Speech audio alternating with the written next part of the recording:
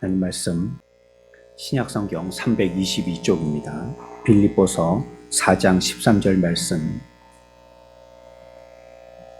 내게 능력 주신 자 안에서 내가 모든 것을 할 수 있느니라. 아멘.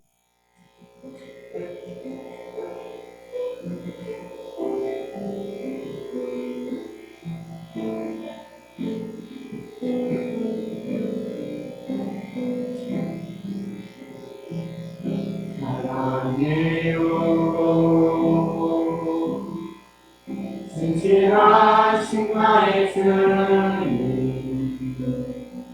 나의 사 주님 안에 있네. 눈을 뜨는 아침부터 잠들기까지 선하신 주를 노래하리.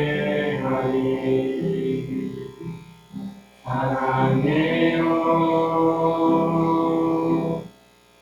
진실하신 나의 주님, 나의 사 주님 안에 있네. 눈을 뜨는 아침부터 잠들기까지 오선하신 주를 노래하리. 사랑해요 나를 인도하신 주님, 고난 중에도 나와 함께 하셨네. 내 아버지 되시며 친구 되신 주, 나의 사 주님 안에 있네. 진실하신 나의 주님, 나의 삶을 인도하셨네.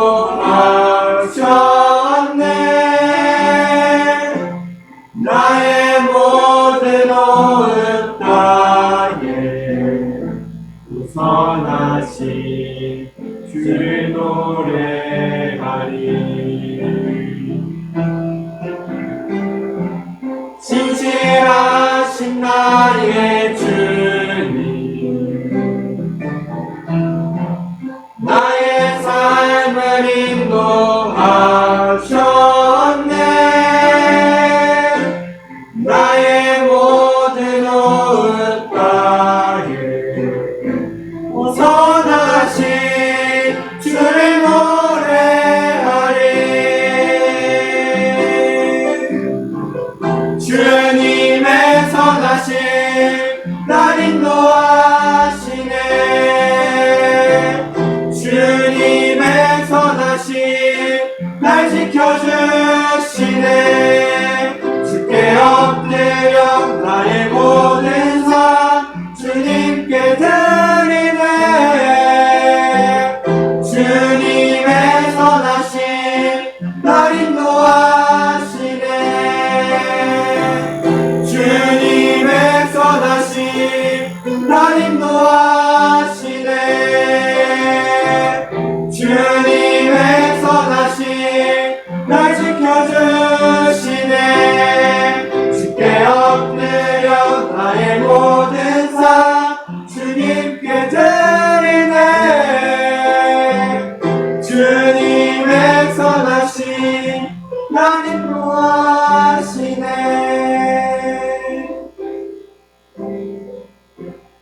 진실하신 나의 주님, 나의 삶을 인도하셨네.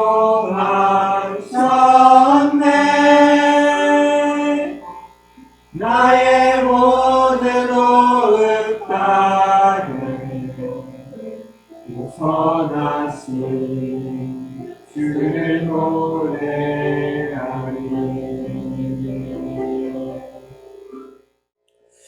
본문의 그 내용은 빌립보서의 전체적인 그 주 편지 글 가운데에 추신의 부분이라고 할 수가 있겠습니다. 마무리 짓고 정리하면서 덧붙여 하는 이러한 글인데, 바울의 글의 특징 중에 또 하나가 본문의 중요성과 함께 이와 같이 덧붙여진 글, 이런 추신들도 우리가 눈여겨봐야 되는 그런 중요한 의미를 가지고 있는 이런 특징을 갖고 있습니다. 이전에 우리가 한번 살펴봤지만 9절까지의 내용이요, 사도가 빌립보 성도들에게 감사하는 이런 내용이 기록되어 있거든요. 성도들이 이 감옥에 있는 사도에게 선물을 보내준 것에 대하여서 감사하고 있고요. 하지만 자신은 그리스도로 만족해서 어떤 주변에 있는 사람들, 남들이 자기를 생각해 주든지 그렇지 않든지 주 안에서 자기는 아무 부족이 없다는 것, 이걸 주장하고 있고, 이것을 빌립보 성도들에게 교리적으로 설명을 해주고 있습니다. 그러면서 이제 오늘 우리가 읽은 이 본문의 13절 말씀은 그와 같은 9절까지의 내용의 맥락을 가지고 이제 13절을 추신글로 우리들에게 붙여서 설명하고 있는 말씀인 것입니다. 본문의 말씀을 보면 얼핏 이 자기 자랑하는 말 같습니다. 왜냐하면 끝에 가서 내가 모든 것을 할 수 있다 이렇게 얘기하니까요. 난 다 할 수 있어. 난 못할 게 없어. 이렇게 얘기하듯이 표현되어져 있기 때문에 이것이 자랑하는 말 같지만 그 뜻은 주님께 대하여 가장 영광스럽게 찬사를 보내고 있는 그와 같은 글이다 하겠습니다. 이 바울이 쓴 이런 글의 모습의 그 특징은 다른 글에서도 많이 나타나거든요. 대표적인 성경의 말씀이 갈라디아 6장 14절 말씀입니다. 여기서도 비슷한 뉘앙스로 글을 표현하고 있는데 이렇게 얘기합니다. 우리 한번 찾아서 읽어보겠습니다. 갈라디아서 6장 14절 말씀입니다. 같이 봅니다. 시작.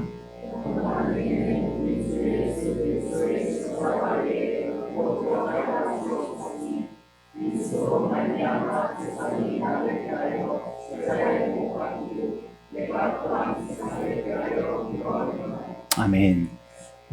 이 자랑의 글을 얘기하고 있잖아요. 난 자랑한다. 난 자랑스럽다. 난 자랑할 거리가 있다. 나는 이런 부분에서는 늘 자랑의 마음을 갖고 있다. 이렇게 표현하고 있지 않습니까? 이게 어떤 기독교의 역설적인 진리를 포함하고 있는 내용이거든요. 한편으로는 성경은 우리에게 자랑하라고 등 떠밀면서 할때요, 또 동시에 한편으로는 겸손하라고 우리들에게 이렇게 주의를 당부하는 그런 말들입니다. 그래서 오늘 읽었던 이 본문을 새롭게 한번 우리가 번역해서 해석해 본다면 이런 말로도 바꿔볼 수 있을 거라고 생각됩니다. 내게 계속 힘을 불어넣어 주시는 분이 있어서 나는 강하다. 이렇게 말이죠. 그러니까 내가 강한 게 아니라 내게 힘을 불어넣어 주시는 분이 계셔서 나는 강하다. 이렇게 우리는 해석해 볼 수가 있는 것입니다. 그러니까 바울은요, 자기의 힘으로 모든 것을 할 수 있다라고 얘기한 게 아닙니다. 나는 슈퍼맨이야. 난 다 할 수 있어. 이런 말을 한 게 아니고 내게 어떤 분이 능력을 주시기 때문에 그 능력 주시는 분 때문에 다 할 수 있다. 이렇게 얘기하고 있는 것입니다. 11, 12절에서도요. 같이 한번 볼까요? 시작.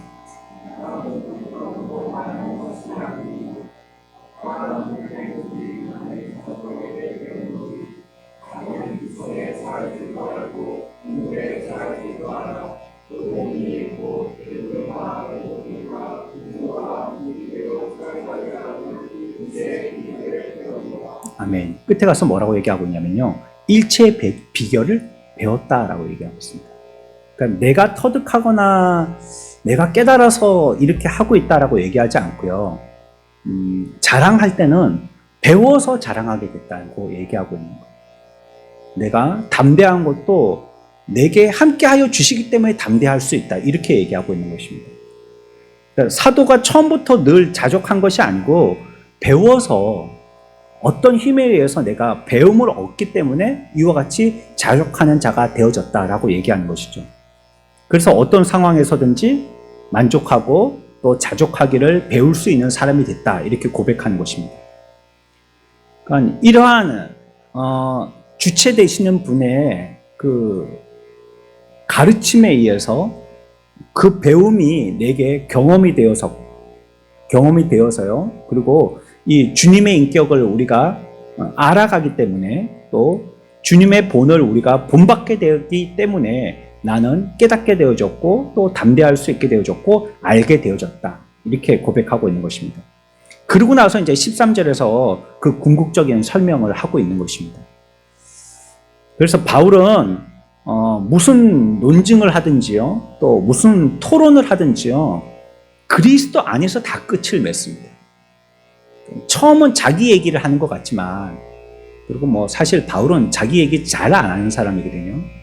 바로 교리적인 것을 얘기하고 하지만 가끔씩 자기 얘기하더라도 이게 자기 말로 흘러가지 아니하도록 끝에 가서는 반드시 그리스도 때문이라는 것을 설명합니다. 그래서 그리스도가 모든 이야기의 귀결점이고요. 또 바울의 인생관이다라고 얘기할 수 있게 된 것입니다. 모든 환경, 모든 가능성, 모든 불의의 사건들을 넉넉히 감당하게 해주시는 분은 바로 나의 힘이 아니고 그리스도이시다. 이걸 계속 주창하고 있는 것입니다. 하나님이 우리 안에 들어와 계시고요. 우리 안에서 일하고 계신다는 것을 얘기하는 것입니다. 그래서 그리스도인이라는 사람은 바로 이런 사람입니다. 2장으로 가볼까요? 13절입니다. 그리스도인에 대한 정의, 또 다른 정의입니다. 빌립보서 2장 13절입니다. 함께 봅니다. 시작.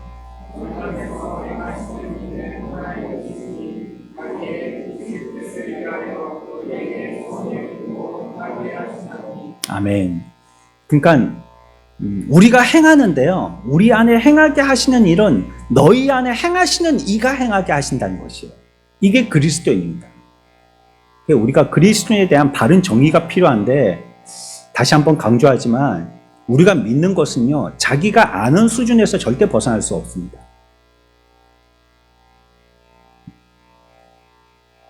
제가 지난주에 읽은 책 중에서 그 기도에 대한 책이었는데요, 제가 다 기억은 안 나지만 어떤 문구가 있었냐면, 우리 교회 공동의 기도는 개인의 기도를 벗어날 수 없다는 그런 문구가 있었습니다. 그 교회 전체적인 공동체의 기도의 능력이 개인의 능력을 절대 벗어날 수 없다는 거예요. 그러니까 개인의 기도를 하지 아니하고서는 공동체의 기도가 뜨거워질 수 없다는 거예요. 우리가 그리스도인이 되었다는 것은 그저 어떤 종교적인 사람이 됐다든지 세상에 알지 못하는 한 가지 새로운 지식을 먼저 안 사람이 되었다든지 그런 걸 얘기하는 게 아니라는 거예요. 성경은 분명히 얘기하기를 너희 안에 행하시는 이로 말미암아라고 얘기하고 있어요. 아주 특별한 것인 거죠. 그러니까 우리 가운데 어떤 생각이 있다면, 또 우리 가운데 어떤 숭고한 열망이 있다면, 그리고 우리가 의로운 어떤 것들을 행하려고 하는 의도가 있다면 이건 내게서 나온 것이 아니고 다 하나님에게서 나왔다는 겁니다. 이게 우리가 배워서 책 많이 읽고 설교 많이 듣고 뭐 큐티하고 아니면 뭐 여기저기 다니면서 설교 말씀 극동방송을 통해서 계속 듣고 이래서 알게 된 게 아니라는 거예요. 그래서 우리가 그리스도인이 된 게 아니라는 것입니다. 우리 혼자 움직이는 것이 아니고 하나님께서 움직이게 하신다는 거예요. 이게 그리스도인이죠. 그래서요, 그 그리스도인이라는 이 말에 대한 정의에 대해서 존 웨슬레는 이렇게 정의했거든요. 그리스도인은 단순히 선량하고 점잖은 도덕적인 사람이 아니라 하나님의 생명이 그 속에 들어온 사람, 하나님의 에너지와 능력과 생명이 그 속에 들어온 사람이다. 이렇게 정의했어요. 그러니까 그리스도인은 그리스도로 염색되어진 내 속에는 내가 여전히 주인인 그런 사람이 아니라는 거예요. 그러니까 겉만 그리스도의 의의 옷을 입은 그런 사람이 아니라는 것입니다. 내 속에 그분이 계셔서 그분의 생명으로 사는 사람, 그 사람이 그리스도인이라고 얘기하고 있는 것입니다. 사도가 얘기하지 않습니까? 오랫동안 자기가 자기 수양해가지고 세상과 환경에 초연하게 되었다라고 얘기하는 게 아닙니다. 사도는 그렇게 얘기하지 않아요. 내가 얼마나 팔자 사나운 삶을 살아서 이 모습 저 모습 다 겪고 경험하다 보니까 그래 이제 좀 초월한 사람이 됐다 이렇게 이야기하지 않는다는 거예요.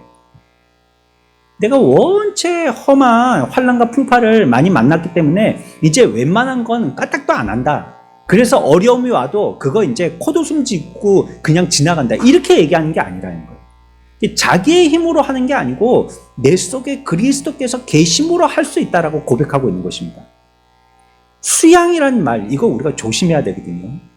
우리 그리스도인이 잘못 엇나갈 수 있는 위험의 소지 중에 하나가 이것입니다. 나 스스로 수양하는 것입니다. 이걸 좀 철학적으로 얘기하면요, 이거는 스토아적인 철학을 갖고 있는 그런 사상입니다.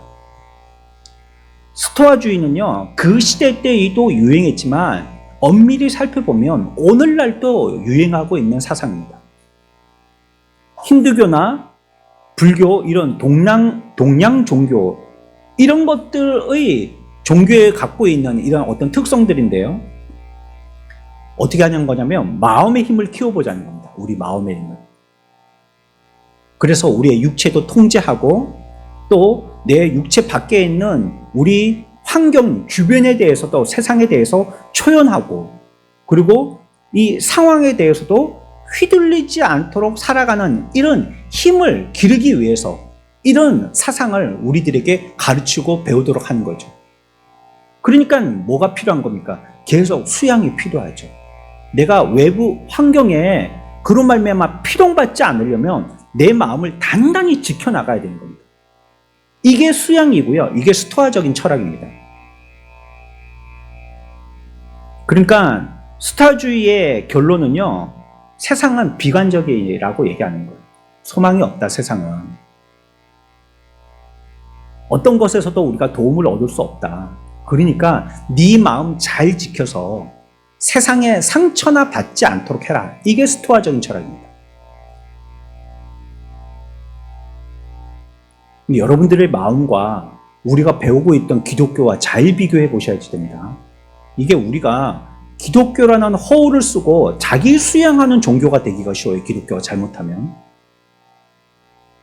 그냥 혼자 골방이라는 곳이 아무 사람들하고도 교제하지 않는 단절되어 있는 공간으로 이해를 하고 거기서 그냥 나 혼자 끙끙거리면서 기도하고 산에 올라가서 성경 보고 야 하고 혼자서 뭐 메아리 외치듯이 혼자서 야호하듯이 노래 크게 부르고 그런 것이 예수님 믿는 걸로 생각하면 안 되신다는 거예요. 복음은요, 정반대를 얘기합니다. 스토아적인 수양의 철학과는 정반대를 얘기해요. 복음은 소극적이지 않고요, 매우 적극적입니다.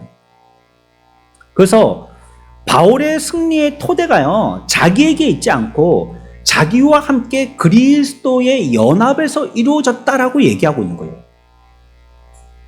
그러니까 그리스도인이 된다는 것이 단순하게 가르침을 믿고 따른다는 뜻이 아닙니다. 그리스도와 끊임없이 연결되어졌고 긴밀하게 연결되어져 있고 그의 생명과 능력이 우리 안에서 역사하게 된다는 것입니다. 그러니까 그리스도인이 됐다는 것은 새로운 내가 됐다는 걸 얘기하는 것이고요. 내 속에 그리스도의 생명의 능력의 역사가 있다는 걸 얘기합니다. 이게 그리스도인인 거예요. 우리가 그리스도 안에 있다는 뜻이고 또 그리스도가 우리 안에 계신다는 말인 겁니다. 그래서 바울은 어떤 외부 환경에 대해서 자기가 이 핍박이나 환난에 대해서 방어해 나갈 때 자기 혼자서 이 강한 적들하고요 승산 없는 싸움을 벌이려고 하지 않습니다. 그러려고 하는 태도가 아니란 말이에요. 자기에게는 힘이 원동력은 그리스도로 말미암아 되어지는 것이다. 그리스도의 능력이 내 속에 있어서 그것이 나를 움직이게 하는 동력이 된다라고 얘기하는 것입니다. 그러니까 나는 하면 돼 하는 뭐 인간적인 자신감을 가지고 저번에 몇 번 했던 경험을 가지고 그냥 맞붙어서 어떤 환경이든지 어떤 사람이든지 막 그렇게 저돌적으로 싸워서 내가 지금까지 여기에 왔다. 이걸 얘기하지 않는다는 거예요. 매우 겸손하면서도요, 매우 적극적인, 매우 용기 있는 그런 것을 얘기하고 있는 것입니다. 그러니까 바울은 바로 그 힘으로 일한다라고 얘기하는 거죠. 바울은 평생 숱한 고난을 겪었습니다. 박해도 받았고, 조롱도 받았고, 멸시도 받았고, 때로는 자기 교회 성도들에게 실망도 하게 되었습니다. 그리고 감옥에 갇히기까지 하면서 그의 처지를 살펴보고 그의 인생을 뒤돌아볼 때에 아무리 용감한 사람이랄지라도요, 낙심할 만한 그런 인생의 걸음들을 걸어왔습니다. 그런데 이 걸음들을 걸어 여기까지 올 수 있었던 것은 내게 계속 불어넣어 주시는 이분이 계셨기 때문이라고 얘기하고 있는 거예요. 그 힘이 계셨기 때문에 여기까지 올 수 있다는 거예요. 모든 것을 참고 모든 것을 견딜 수 있었던 것은 나의 의지나 인내력 때문이 아니고요. 내가 이 어떤 자기 스스로 수양이 잘 되었기 때문에, 아주 인격적인 도야가 잘 되었기 때문에 그 정도의 사람이 되어서 한 것이 아니고요. 내 속에서 그런 힘을 불어넣어 주시는 그분이 계셨기 때문에 내가 여기까지 오게 됐다는 겁니다. 이것이 저와 여러분들의 고백이 되기를 축원합니다. 이게 그리스도인이에요. 그걸 그리스도인이라고 얘기한다는 것입니다. 근데 이 능력이요, 어떻게 해서 얻게 되어지는 겁니까? 이 바울에게 이런 능력은 어떻게 해서 얻게 되어진 것입니까? 이 능력 주시는 자와 능력 받는 나, 이 관계를 잘 이해해야 합니다. 그래야지만 능력을 얻을 수 있는 사람이 되고 바울과 같은 삶을 살 수가 있는 거죠. 이 부분에서 우리가 혼동을 한단 말이에요. 누가 주가 되느냐 하는 것입니다. 내가 주가 되느냐, 아니면 내 안에 능력 주시는 자가 주가 되느냐, 이거 가지고 우리가 혼동을 해서 이를 통하여서 우리가 나타내야 될 능력을 나타내지 못하는 삶을 살 때가 많다는 것입니다. 이 부분에 혼동하게 되어진 원인 중에 한 가지가요, 나를 너무 강조한다는 겁니다. 내가 너무 강조된다는 거. 이것이 앞에서 언급한 것 같이요, 이 정신수양에 몰두하는 이 스토아주의자들, 이 힌두교 아니면 불교 이런 동양의 종교에 있는 사람들이 갖고 있는 사상들입니다. 나에 집중하는 겁니다. 어떤 절 앞에 지나가는데 큰 현수막에 붙여놨대요. 내가 부처다. 내가 중심이 되는 겁니다. 그래서 모든 것을 나의 시각으로 바라보고 이해하고요. 내가 빠지면 그 종교는 있을 수가 없고, 내가 없는데 종교가 어디 있어, 뭐 이런 식이 되는 것입니다. 근데 이 가르침이 적절하지 못한 것은요, 자기를 그와 같이 수양하려면 수양할 수 있는 능력이 있어야 되는데, 어떤 사람은 의지가 약한 사람이 있단 말이에요. 그래서 자기를 그와 같이 갈고 닦을 만한 힘이 없는 사람들이 있어요. 그런 사람들은 안 되는 겁니다. 그래, 옷 한 벌 가지고 평생 살고, 잘 때도 바닥에 등을 안 붙이고, 그래, 고무신 다 떨어질 때까지 신고, 이런 의지와 능력이 있는 사람은 수양이 되는데, 그러지 않고 뭐 왔다 갔다 하거나 한 번 보고 뭐 절 한 번 하고 온다든지, 세상에서는 뭐 또 세상살이 한다든지, 그런 사람은 안 되는 거예요. 이게 수양이 안 되는 거예요. 수양이라는 게 안 되는 겁니다.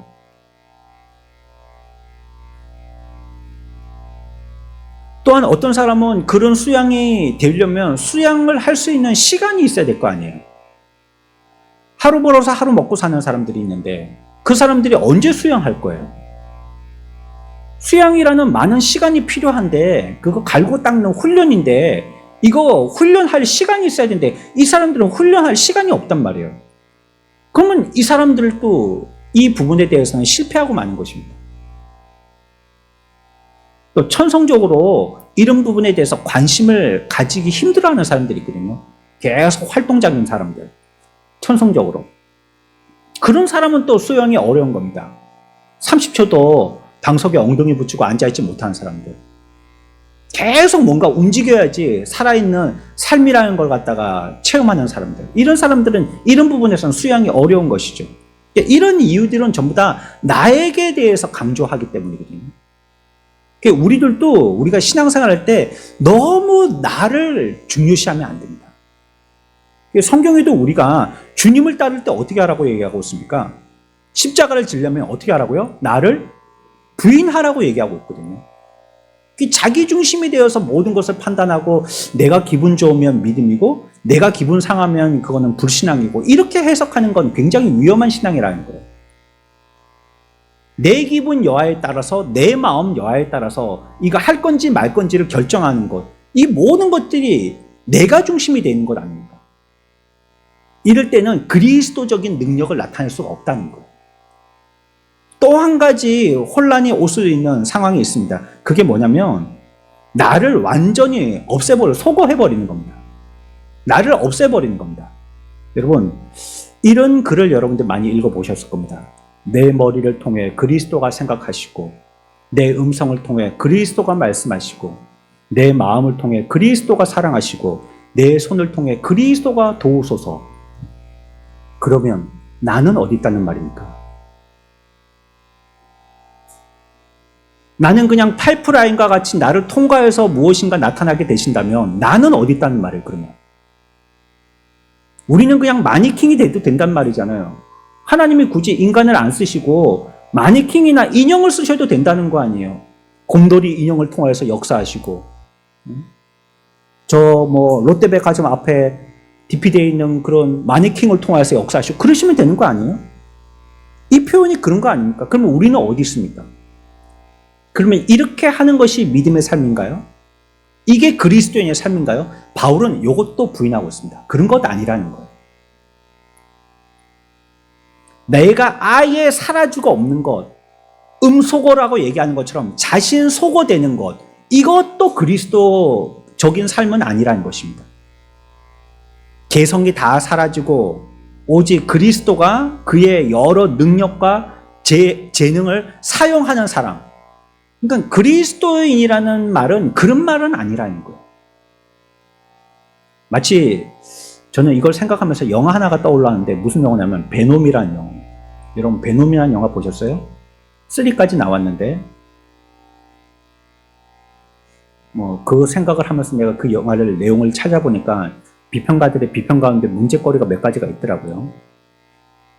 그걸 다 얘기할 시간은 없고요. 여하튼 이 자기가 아닌 거예요. 이게 그 앞에 포스트 문구에 뭐라고 써있냐면 통제할 것인가 지배당할 것인가 합니다.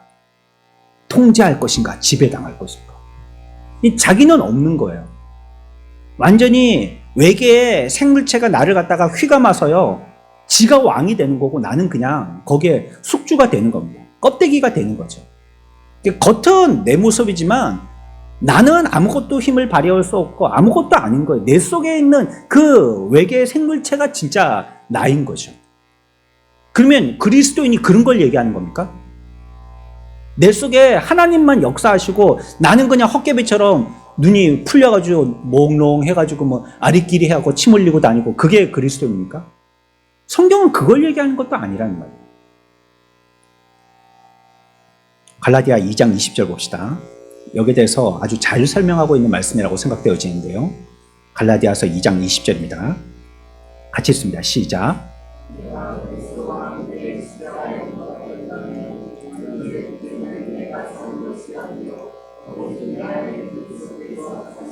아멘. 잠시만요. 이제 내가 사는 것이 아니요 오직 내 안에 그리스도께서 사시는 것이라. 여기에 내가 있습니까 없습니까? 네. 겁내지 말고 얘기하십시오. 있습니까 없습니까? 내가 사는 것 아니라는데요 뭐. 내가 사는 게 아니고 누가 사시는 거예요? 그리스도께서 사신다는 거 아니에요. 그리스도께서. 그분이 사신다는 거 아니에요. 그러니까 나는 없는 것이다.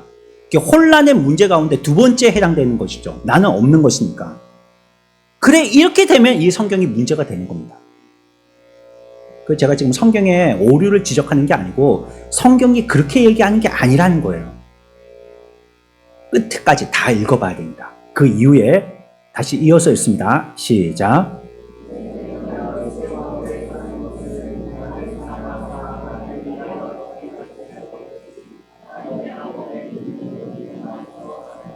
아멘. 이제 내가 사는 것은 이렇게 얘기하고 있지 않습니까? 앞에서는 그리스도께서 사시는 것이지만 뒤에 가서는 내가 사는 것이라고 얘기하고 있지 않습니까? 그러니까 나는 여전히 존재한다는 뜻입니다. 우리가 예수 믿으면 머리가 멍해져 갖고 어디 무슨 약물 중독된 사람처럼 그렇게 사는 게 아니라는 것이에요. 내가 있다는 거예요. 나라는 존재가 있다는 걸 얘기하고 있습니다.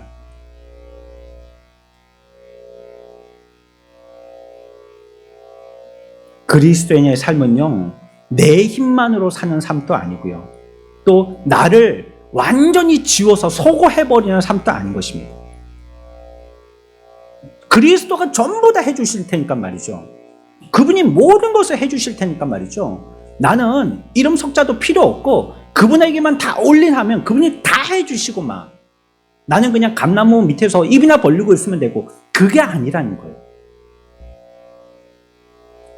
그리스도인의 삶은요, 나와 그리스도가 같이 있는 겁니다.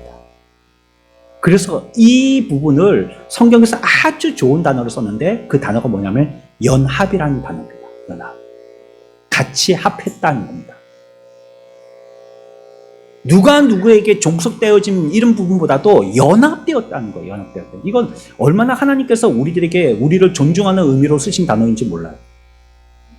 아유, 내가 하나님 같으면 그냥 종이다 이렇게 해라. 그냥 종이라 해라. 무슨 연합이고 내가 좀 더 높아야지 그래도 이렇게 생각할 텐데, 하나님은 천만다행으로 나처럼 생각하시지 않으셨다는 거예요. 우리를 연합의 관계라고 생각하셨다는 거예요. 그리스도인 능력이라는 것은요, 육체적인 건강하고 비슷하다고 생각합니다. 여러분, 우리의 몸이 건강하기 위해서는요, 바른 규칙들을 준수해야 됩니다. 그래야지 건강할 수 있습니다. 이 건강이라는 건 뭡니까? 생활의 결과가 건강 아닙니까? 내가 어떻게 살았는지 그 결과가 나오는 게 건강이잖아요. 여러분들이 만약에 생활에 건강하게 살아야 될 규칙들을 완전히 깨버리고 산다면 건강은 올 수가 없는 겁니다. 건강은 그렇게 돼서 오는 게 아니라는 거예요. 안 좋은 거 먹고 좋은 거 안 먹고, 먹는 방법도 몸에 안 좋은 방식으로 먹고, 양이라든지 또 먹어야 될 시간대라든지 횟수라든지 종류라든지 이런 거 우리가 건강하게 하려면 건강하게 먹기 위한 어떤 건강한 수칙 같은 것들을 만들어서 그걸 지켜나가야 되는데, 그런 거 안 한다면 결과가 어떻게 되겠습니까? 건강을 해치게 되죠, 당연히. 반대로 그런 것들을 잘 지켜나가면 결과가 뭐가 되겠습니까? 그러면 건강하게 되는 거죠.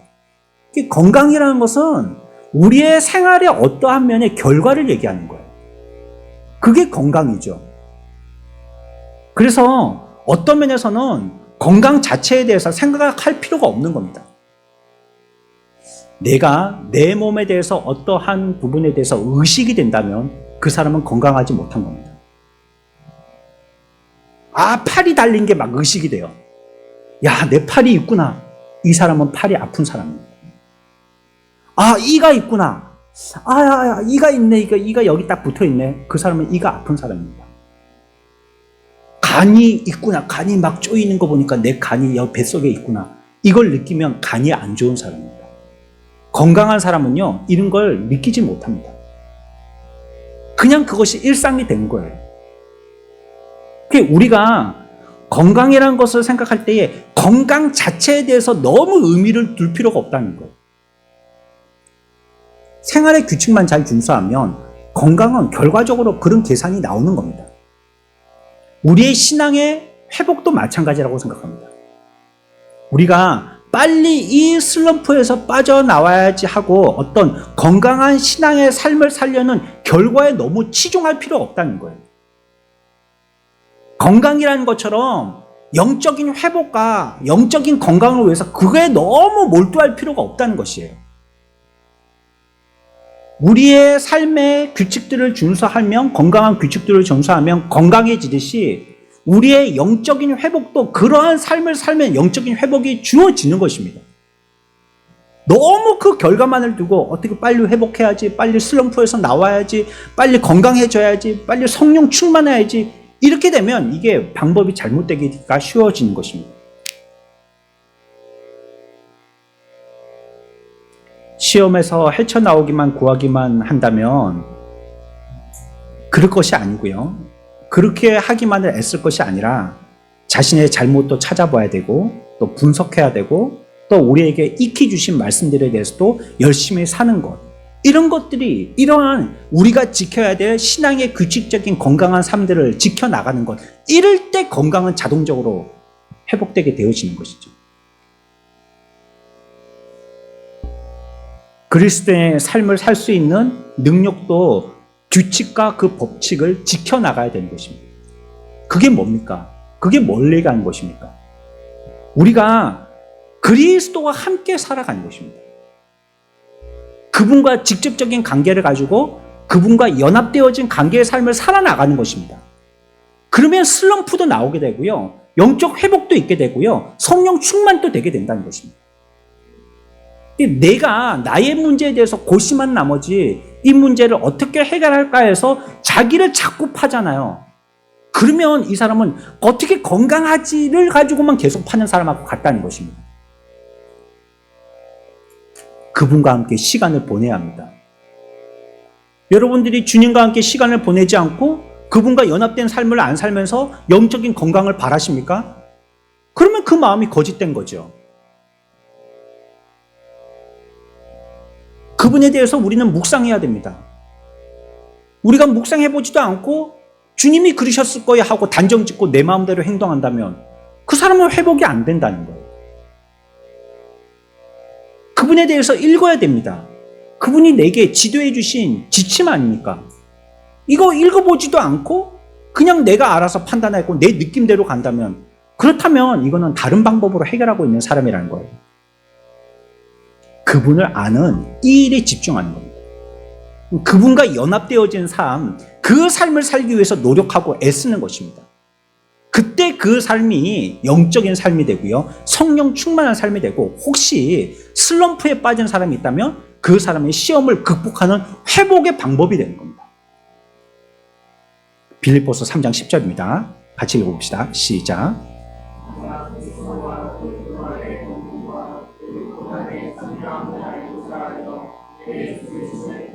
어떻게 한다는 겁니까? 계속 본받아야 됩니다.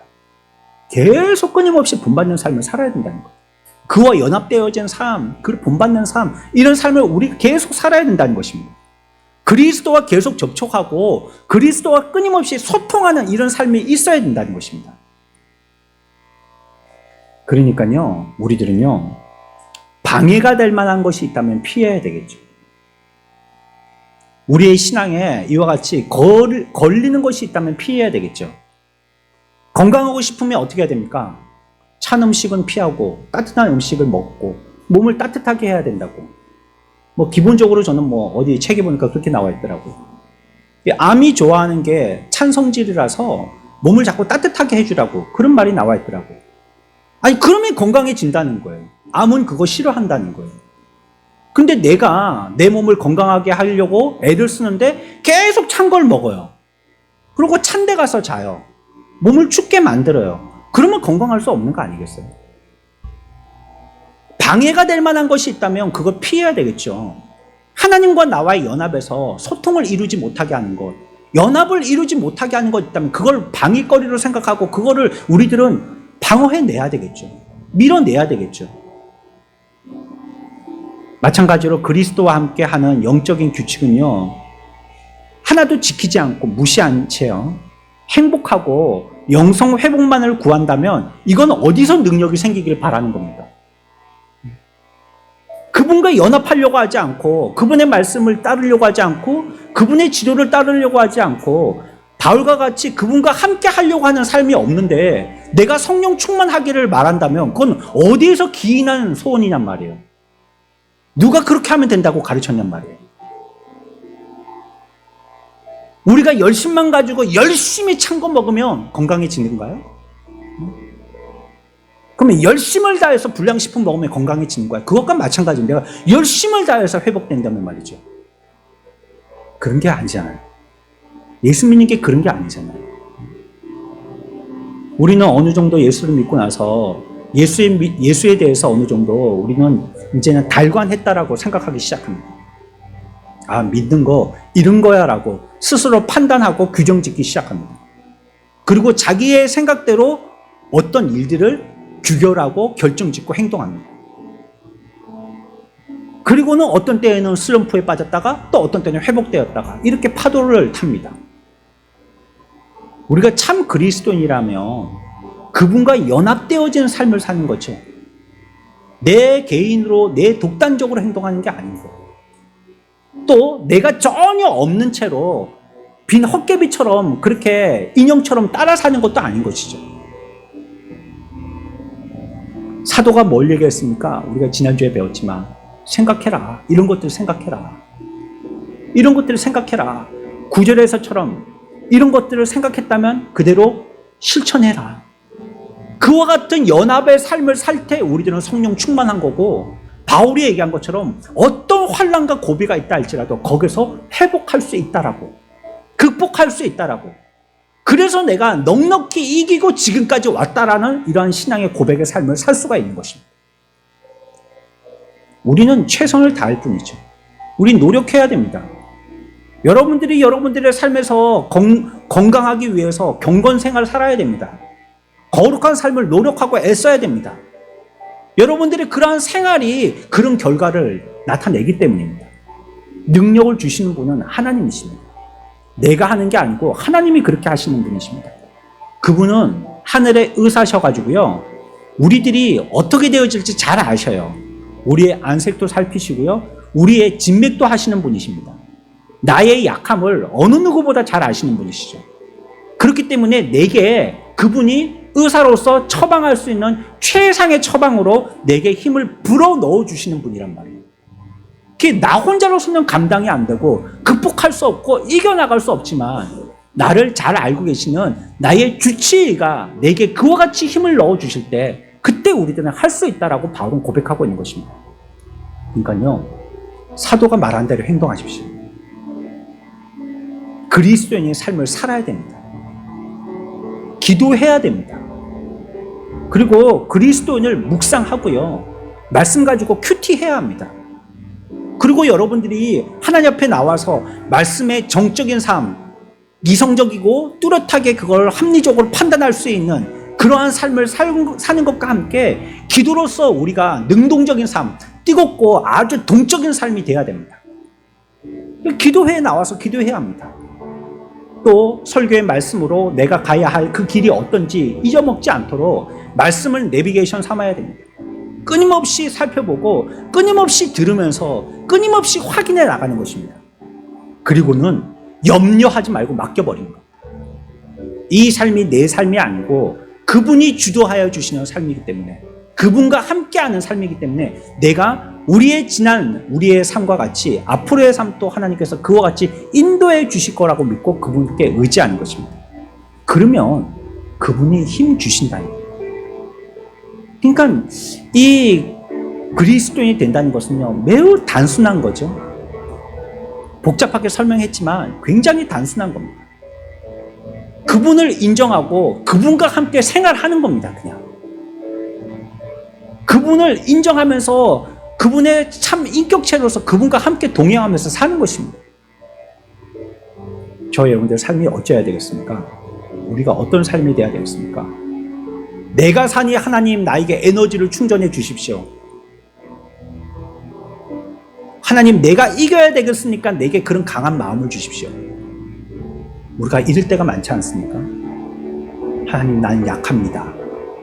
난 부족합니다. 난 못났습니다. 이 부분에는 단점이 너무 부각됩니다. 이것 때문에 나의 약함이 나를 너무 힘들고 어렵게 합니다. 그러나 하나님이 내 가운데 계시지 않습니다. 그분이 나의 능력이 되시지 않습니다. 지금까지 살아온 인생에도 하나님이 그에 같이 나에게 선장되어 주셔서 이 높은 파고를 헤치고 여기까지 왔지 않습니다. 이제도 하나님이 선장되어 주십시오 하고 주님께 맡기는 겁니다. 그게 그리스도인의 삶이죠. 우리가 오늘로 이후부터 주님 오시는 그때까지 내가 그리스도인으로 산다는 것은 이와 같이 그리스도가 내 안에 계셔서 내 안에 계신 그와 함께 연합되어진 삶을 산다는 것을 기억하고 너무 앞서 나가지도 너무 뒤처지지도 말고 그분과 함께 동고동행하는 믿음의 삶을 사는 저와 여러분들의 삶들 되시길 축원합니다.